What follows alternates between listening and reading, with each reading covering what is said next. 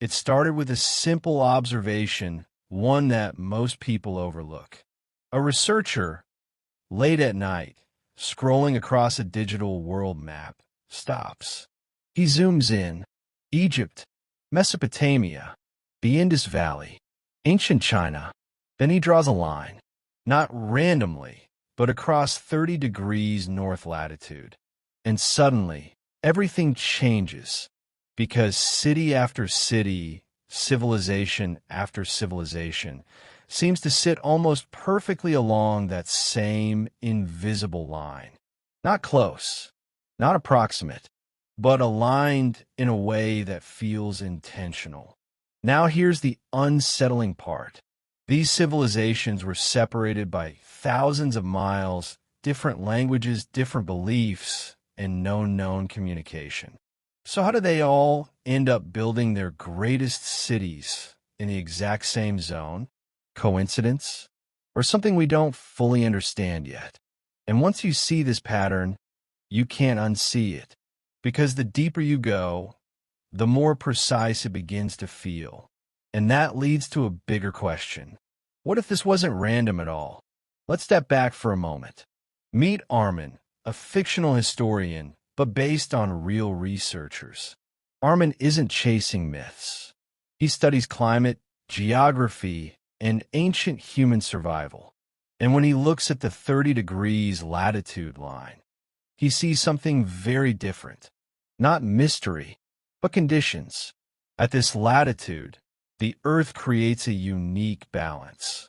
Stable weather, predictable seasons, manageable rainfall, not too cold, not too wet, not too chaotic. For early humans, this mattered more than anything.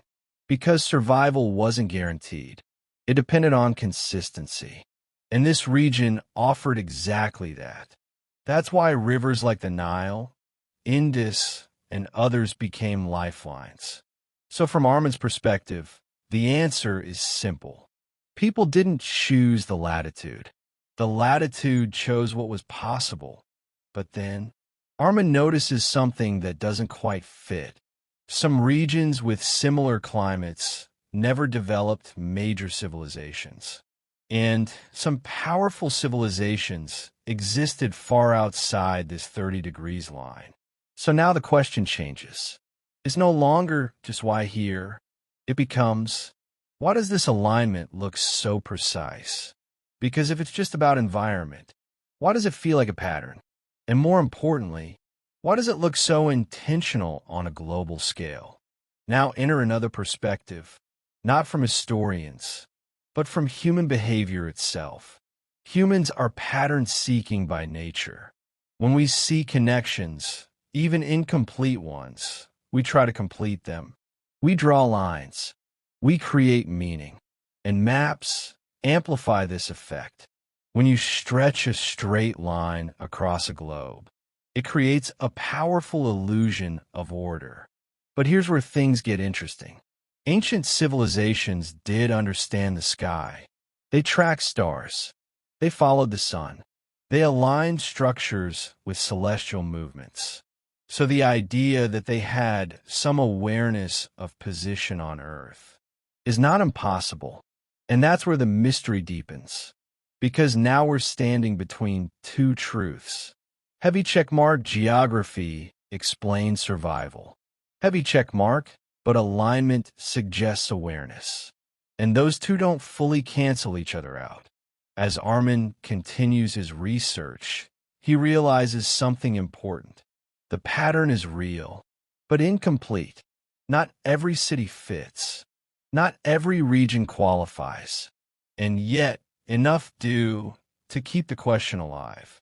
He looks deeper into ancient tools, early navigation methods, star tracking systems, and realizes ancient humans weren't primitive. They were observant, highly aware of their environment. They didn't need satellites. They had the sky. And maybe, just maybe, they didn't build on the line intentionally, but they understood the conditions that came with it and followed those conditions naturally. Over time, this created a pattern, not designed, but repeated. And this is where the story becomes less about history and more about us. Because the real mystery isn't just the cities.